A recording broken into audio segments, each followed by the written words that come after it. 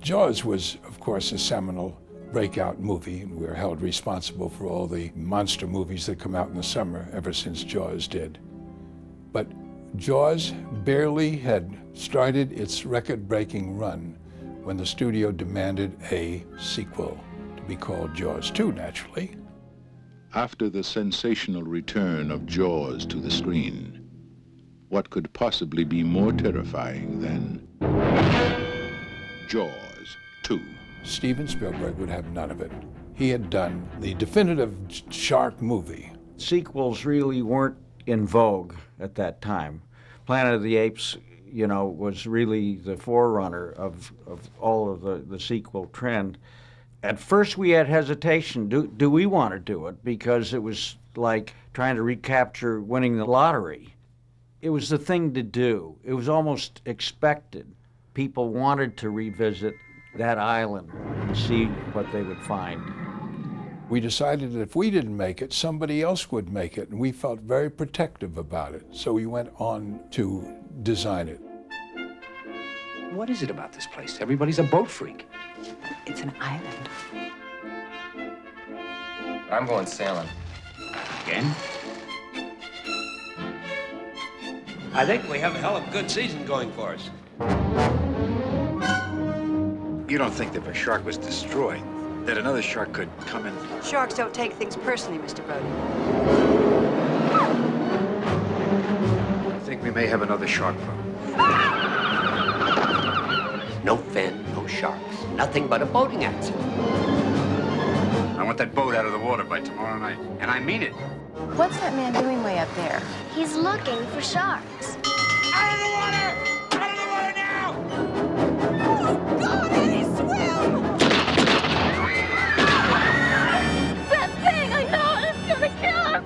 I know what a shark looks like because I've seen one up close. I don't intend to go through that hell again.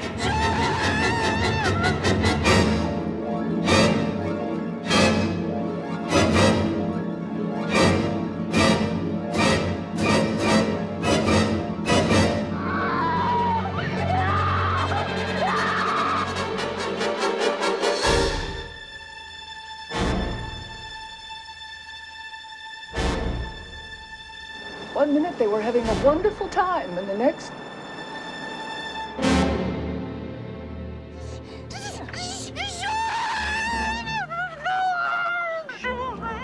I kept saying from the beginning, we must show the shark a lot.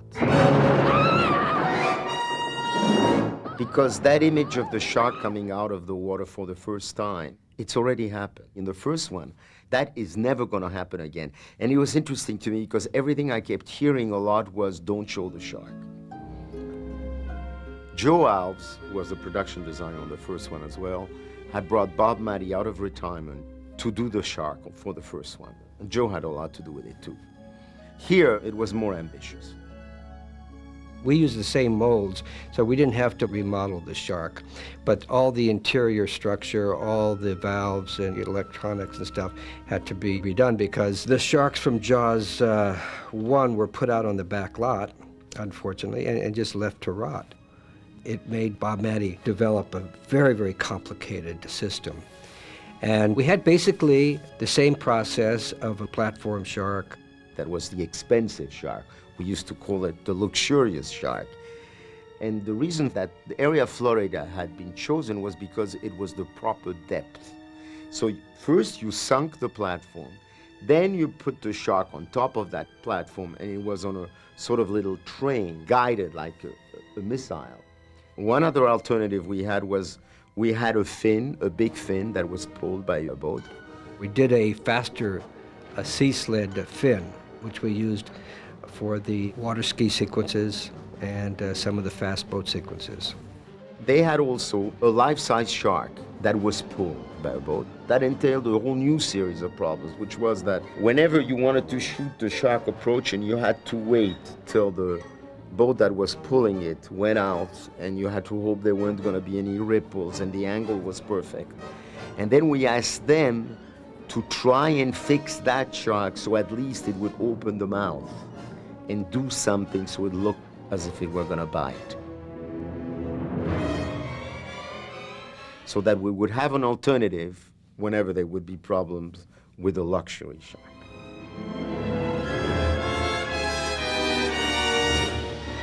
The idea of a water skier being caught by a shark. It actually came from a documentary I saw about nuclear submarines. And you got to see a nuclear submarine at sea, kind of just a conning tower or something, overtaking a speedboat. And the notion that something like a 3,000 tons nuclear submarine going faster than a water ski boat gave you an idea, holy, this is really a fast boat. So the idea that a shark could catch a water skier, our shark, and we wanted to make our shark at least as dangerous as a nuclear submarine. We had a champion water skier. She was really great. And we were doing water skiing out in the ocean, which gets really tricky because it gets very choppy. And at times she was like really skiing waves. That was really a very complicated sequence.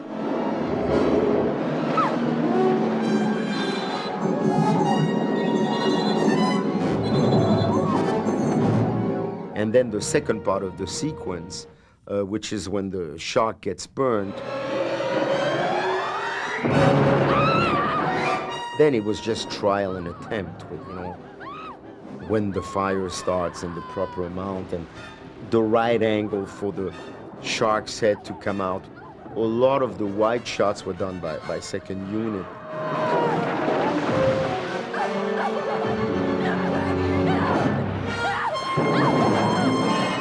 The fact that the shark was scarred in the first attack, the first surface attack, again gives you a little sympathy for the shark. He's just eating and somebody, sets off an explosion in his face.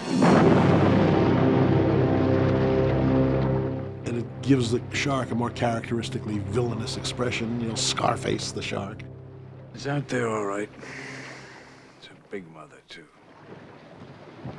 Do you want to just leave her pointed up like this? Hold on a minute. We get Eddie on location. I think he was cast here in L.A. Here's your blanket. They take him out there and he can't swim. He can't swim at all. Eddie, swim! Swim fast! There's a shark, Eddie! Swim! May have added to the sequence that he was afraid of the water because he's supposed to be afraid of the shark. Oh, God, Eddie, swim! I felt very early on that we shouldn't see the shark. Eddie, hurry! Faster! Come on! We just didn't know exactly how to do it. And at one point the idea came, why don't we just have him being pushed? So they rigged some kind of harness and they drug him with a rope.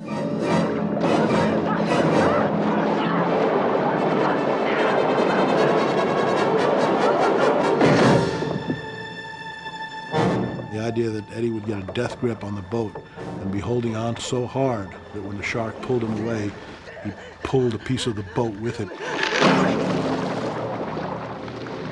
That splintering of the wood told us, how desperate his grip was, how strong the shark was, and it's a great horror film moment to see, a human being breaking wood just because they can't let go. Go away. Make it go away.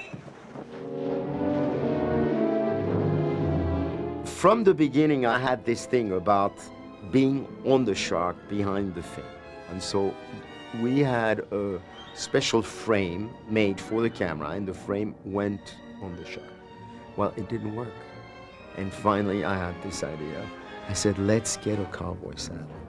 We got a cowboy saddle, we put it on the shark, and then the operator did it handheld. He jumped on the saddle. It was hilarious to watch.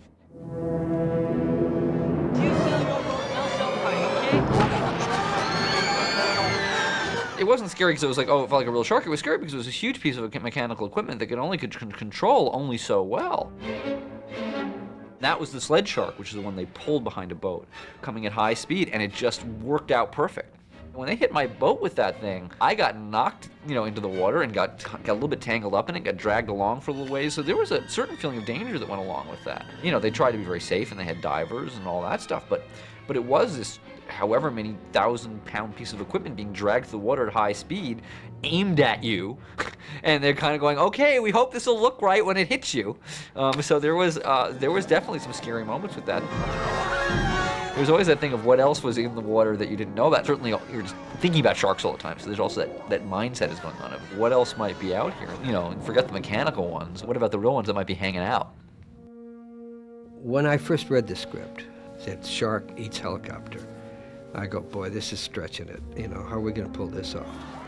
We saw this little Bell helicopter with pontoons, and it looked very small and very fragile next to our shark. And I said, well, this is credible. And the fact that sharks are attracted to sound and that the pontoons could look like seals, it created some credibility that this could be a sequence that wouldn't be laughed at, but could be pretty frightening. The first day, they started the blades and it sort of started shaking and it flipped over and wrecked the whole shot. The next day we come out and the shark comes and it miscues and it gets locked onto the camera boat, and so we had to wrap. The fourth day, we finally got the shot where the shark grabs the pontoons and turns it over.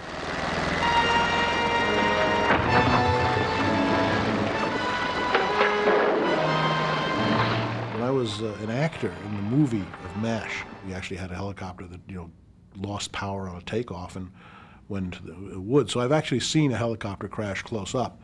So I knew some of the things that you don't see in movie helicopter crashes, which are usually just spectacular fiery explosions. The disintegration of the tail rotor and the main rotors is a spectacular moment. I mean, things go whizzing through the air at almost supersonic speeds.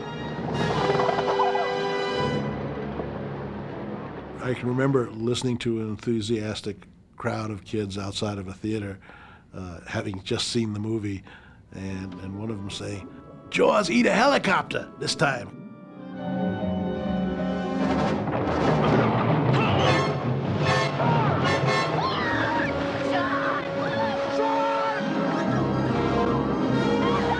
I came up with the idea where really the shark obliterates this person, and then that person is gone.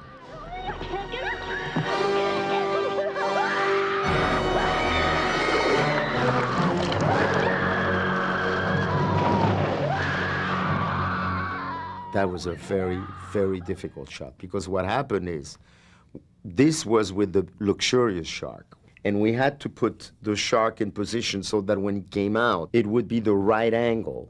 Then what was happening is that shark had to come out, and she had to be pulled back down by some underwater divers at the same time. I think it took us a whole day to do that one shot, because we got it, but it never worked exactly. I mean, she was early, the shark was late. At that point, I didn't know whether it would work or not, or what impact. I just had this idea. And then when we saw it, it was just incredible how strong it was and how economical, because it's one shot.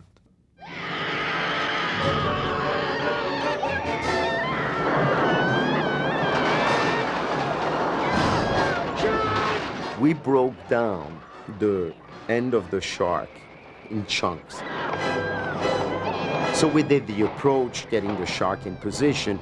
Now, the whole blowing up had to be done separately. It was a special head that you put around the cable, it was tied, and then you blew up. And that was the last shot. It was the last shot of the last day before we were taking the charter plane the next day to leave the location. And we had to shoot it when the light was low, something to do with the exposure of the explosion. So we're trying, I had, I think, 6 cameras, and everybody, the whole crew is around. Michael Butler is looking at the horizon, says, "You got 2 minutes left." And I said, "Okay, we go." And they put the wires, and we had a battery malfunction. And I really thought everybody was gonna kill me. And then suddenly the assistant and I swim together, get the boat battery. So the special effects guy, he went, he switched the battery very quickly. This was like a movie, The light is going down, the light is going down, and finally, shh.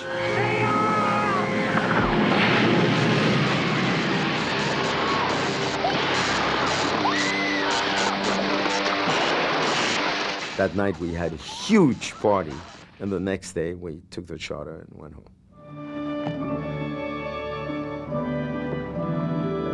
I think that it was assumed by everyone who made the film that the music would come back also and be part of the cast, if you like, another shark or another person.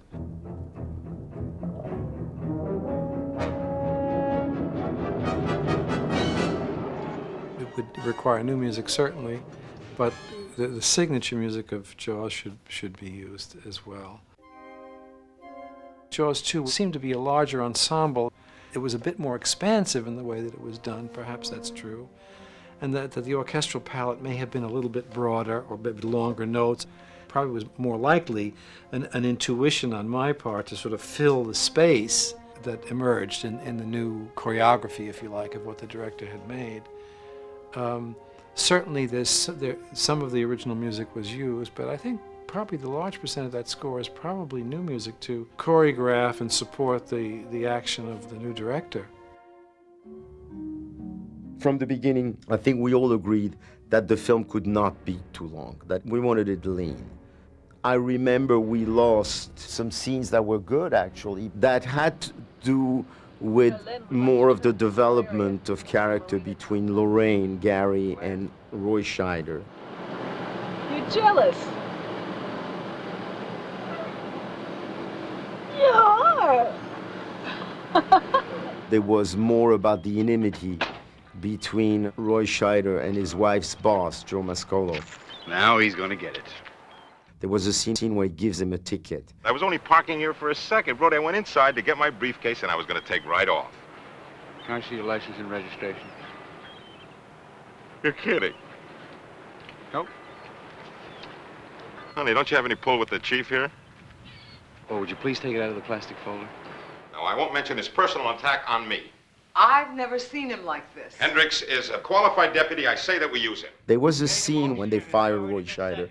There's a vote, and Murray Hamilton ends up voting for Roy. He's the only one. All those in favor? Anyone opposed?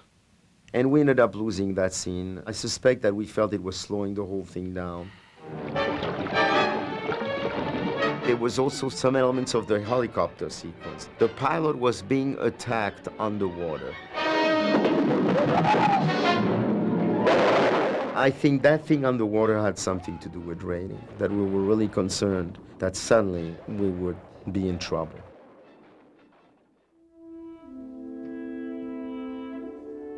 I think that Jaws 2 did about a third or maybe 40% of the original, which was gargantuan, which suggested to the motion picture industry that if monster movies could give birth to sequels that did 40% of the original, that was a good business because there wasn't as much risk. I think we may have another shark problem. In many ways, it was tougher to do the second one than the first because we were competing with the first, and it was a tough act to follow. The first one, you couldn't beat the three guys. That was a relationship, you know. This was more about a community and its fight with the shark.